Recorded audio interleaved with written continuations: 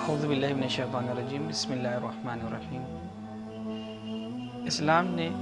جہاں مسلمانوں کے لیے بہت سارے فریضے بیان کیے ہیں، انہی میں سے ایک فریضے کا نام اچھائی کا حکم دینا ہے اور برائی سے روکنا۔ اس فریضے پر عمل کرنا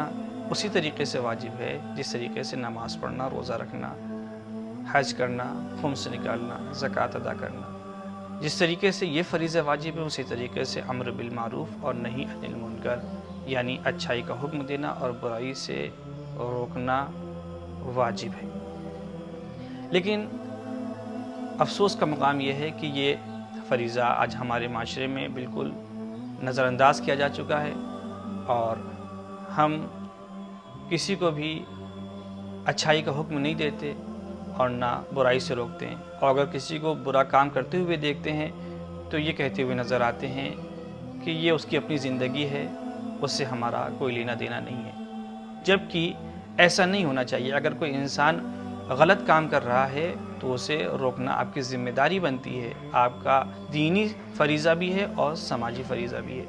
اس لیے کہ اگر آپ نے اس کام کو انجام نہیں دیا تو آج نہیں کل یہ انسان اپنی اس غلطی کے اوپر جری ہو جائے گا اور پھر اس کی یہ عادت بن جائے گی، اور اگر عادت بن گئی تو پھر یہ معاشرے کے لیے بہت ہی نقصان دہ ثابت ہو سکتا ہے۔ لہٰذا اگر کوئی انسان غلط کام کر رہا ہے، برے کام انجام دے رہا ہے تو ذمہ داری آپ کی بنتی ہے کہ آپ اسے روکیں، ٹوکیں اور سمجھائیں کہ تم جو کر رہے ہو وہ غلط ہے۔ تو جہاں اللہ نے سارے فریضے آپ کے اوپر رکھے ہیں وہیں کے اوپر یہ فریضہ بھی رکھا ہے، اور اس کی اہمیت یہ ہے کہ اگر کوئی انسان امر بالمعروف اور نہی عن المنکر یعنی اچھائی کا حکم اور برائی سے اگر کسی کو روک رہا ہے تو یہ اللہ کے مشن میں اس کی مدد کر رہا ہے، اور اللہ کے مشن میں جو اس کی مدد کرے گا اللہ بھی اس کی مدد کرے گا۔ قرآن مجید کی آیت بھی ہے کہ ان تنصروا اللہ ینصرکم، کہ اگر تم اللہ کی مدد کرو گے تو اللہ بھی تمہاری مدد کرے گا۔ تم اپنی محدود قوتوں کے ساتھ، محدود طاقتوں کے ساتھ اللہ کی مدد کرو گے اور اللہ ہر مقام کے اوپر اپنی لامحدود طاقتوں کے ساتھ تمہاری مدد کرے گا، اور تم جہاں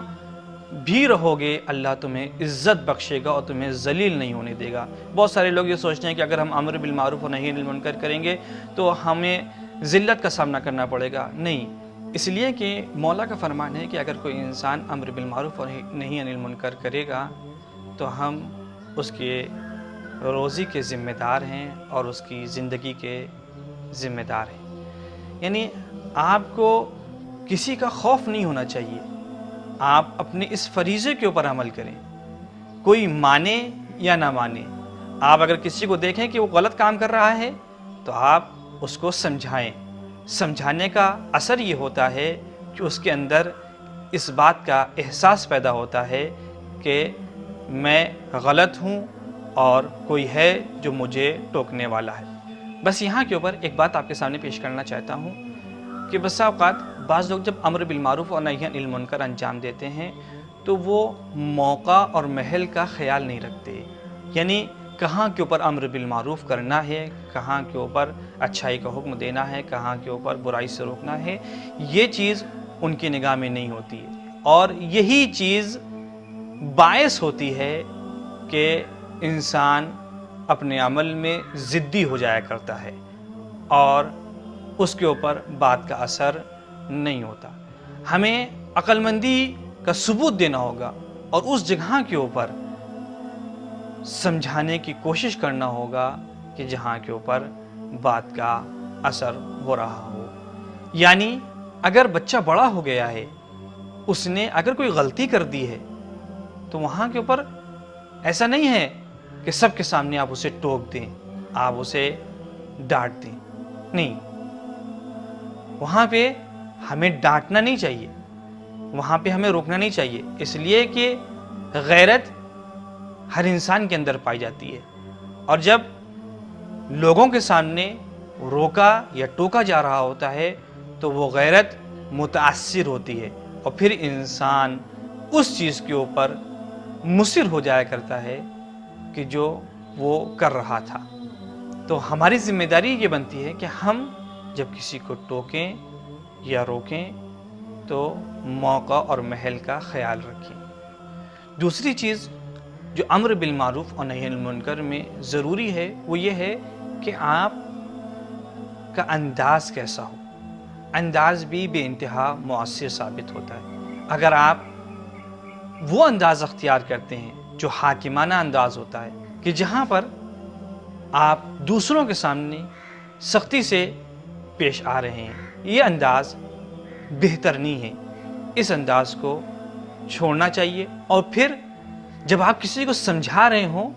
تو وہاں کے اوپر انداز آپ کا ایسا ہونا چاہیے کہ ایسا محسوس نہ ہو کہ آپ کسی کو ذلیل کر رہے ہیں۔ ذلیل کرنے والا انداز نہیں ہونا چاہیے، اور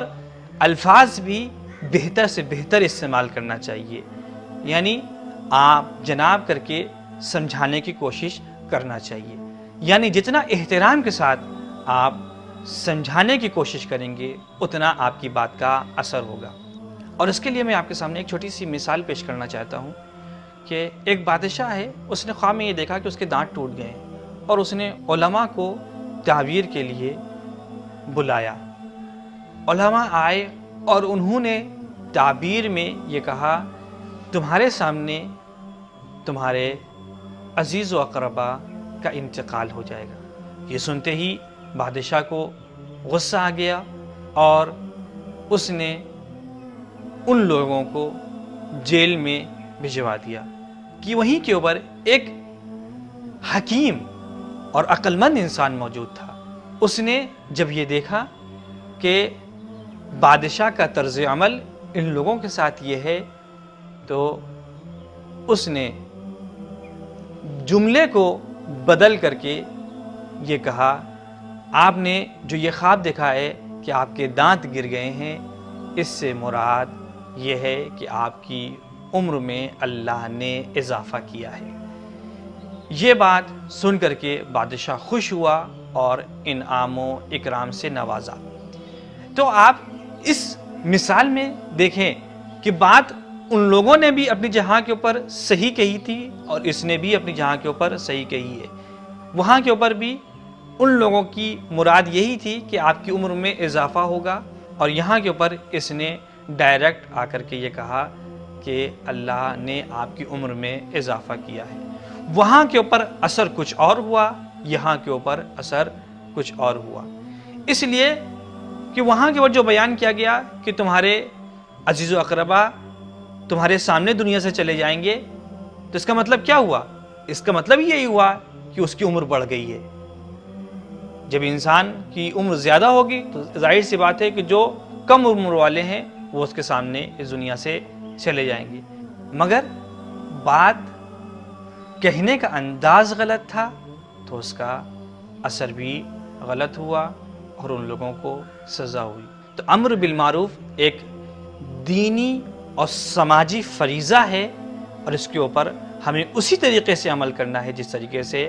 ہم نماز پڑھتے ہیں اور روزہ رکھتے ہیں، حج کرتے ہیں، یعنی جتنے بھی ہمارے اسلام کے فریضے ہیں جس طریقے سے ہم ان پر عمل کرتے ہیں اسی طریقے سے اس فریضے کے اوپر بھی ہمیں عمل کرنا ہے۔ بس ہمیں اس بات کا خیال رکھنا ہے کہ اس فریضے کو انجام دیتے وقت موقع اور محل کا خیال رکھیں، اور ساتھ ساتھ الفاظ اور انداز بہتر سے بہتر ہونا چاہیے۔ وصلی اللہ علی محمد وآلہ الطاہرین۔